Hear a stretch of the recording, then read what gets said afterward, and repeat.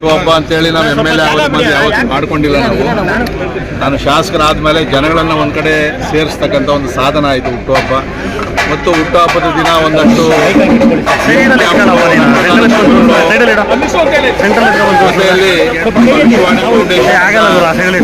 Tailoring mission ಕೊಡ್ತಕ್ಕಂಥದ್ದು, beautician ಕಿಟ್ಗಳನ್ನು ಕೊಡ್ತಕ್ಕಂಥದ್ದು ಮತ್ತು ನನ್ನ ಅನುದಾನದಲ್ಲಿ ಅಂಗವಿಕಲರಿಗೆ ಇವತ್ತು 29 ಸ್ಕೂಟರ್ಗಳನ್ನು ಕೊಡ್ತಾ ಇದ್ದೀವಿ.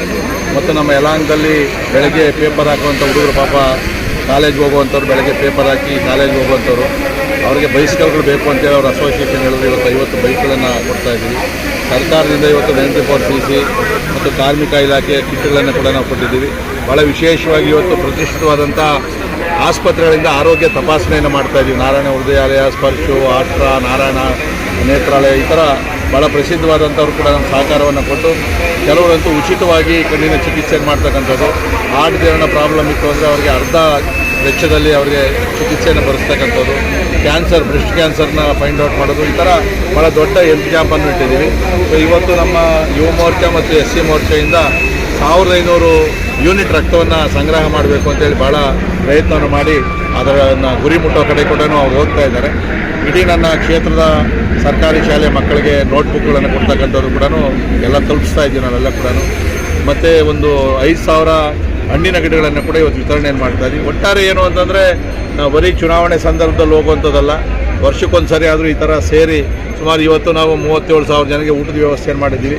ನಿಮ್ಗೊಂದು ಗೊತ್ತಿರಲಿ, ಇವತ್ತು ನಾವು ಪೇಪರಲ್ಲಿ ಆಡ್ ಕೊಟ್ಟಿರೋದಿರ್ಬೋದು, TV ಕೊಟ್ಟಿರೋದಿರ್ಬೋದು, ಫ್ಲೆಕ್ಸ್ ಹಾಕೋದಿರ್ಬೋದು, ಮತ್ತು ಕೆಲವು ಈ ಕಾರ್ಯಕ್ರಮದ ಸಂಪೂರ್ಣ ಜವಾಬ್ದಾರಿಯನ್ನು ನಮ್ಮ ನಾಯಕರು, ಲೀಡರ್ಗಳು, ನನ್ನ ಹಿತೈಷಿಗಳೇ ವಹಿಸ್ಕೊಂಡು ಇವತ್ತು ಅವ್ರದ್ದೇ ಕಾರ್ಯಕ್ರಮ ಅದ್ದೂರಿಯಾಗಿ ಮಾಡ್ತಾಯಿದ್ದಾರೆ.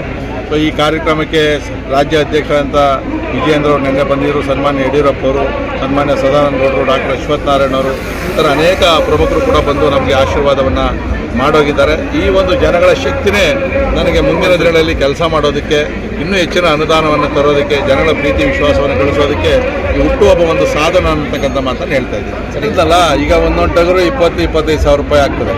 ಅವರು ನಮ್ಮ ಮೇಲೆ ಇಟ್ಟಿರ್ತಕ್ಕಂಥ ವಿಶ್ವಾಸ ಏನೋ, ನಾವು ಅವ್ರಿಗೆ ಏನು ಸಹಾಯ ಮಾಡೋದೋ ಗೊತ್ತಿಲ್ಲ. ಆದರೆ ನನ್ನ ಕುಟುಂಬದ ಸದಸ್ಯರಿಗಿಂತೂ ನನ್ನನ್ನು ಹೆಚ್ಚಾದಾಗಿ ಪ್ರೀತಿಸ್ತಾರೆ. ಬರೀ ನೀವು ಟಗರು ನೋಡಿದ್ದೀರಿ, ನನಗೆ ಚೈನುಗಳು, ಬೆಳ್ಳಿ ಗದಿಗಳು, ರಿಂಗುಗಳು ನಾನು ಬೇಡ ಅಂದರೂ ಕೇಳ್ತಾ ಇಲ್ಲ ಅವರು. ಅದೇನು ನಮ್ಮದೇನು ಮದುವೆನೂ ಅಲ್ಲ, ಎಂಥದ್ದಲ್ಲ. ಅವರ ಪ್ರೀತಿ ವಿಶ್ವಾಸಕ್ಕೆ ನಾವು ಬೆಲೆ ಕಟ್ಟೋಕ್ಕೂ ಆಗೋದಿಲ್ಲ ಅದರಲ್ಲಿ.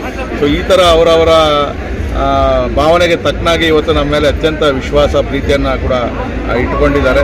ಸೊ ಇದಕ್ಕೆ ನಾವು ಯಾವ ರೀತಿ ಬೆಲೆ ಕೊಡಬೇಕು ಅನ್ನೋದು ಗೊತ್ತಾಗ್ತಾ ಇಲ್ಲ ನಮಗೆ. ಅಷ್ಟು ನನ್ನ ಕ್ಷೇತ್ರದ ಒಂದು ವಿಶೇಷತೆನೇ ಅದು. ಇಲ್ಲಿ ಒಂದು ರೀತಿ ಕುಟುಂಬದ ಸದಸ್ಯ ರೀತಿ ಇದೆ ನಮಗೆ. ಇಲ್ಲಿ ಯಾವುದೇ ಜಾತಿ ಪಕ್ಷ ಯಾವುದಿಲ್ಲ, ಎಲ್ಲ ಒಂದು ಲೆಕ್ಕದಲ್ಲೇ ನಾವು ಕೆಲಸವನ್ನು ಮಾಡ್ಕೊಂಡು ಹೋಗ್ತಾ ಇದ್ದೀವಿ. ಇದು ಒಂದು ಯಲಾಂಕ ವಿಶೇಷ ಕ್ಷೇತ್ರ.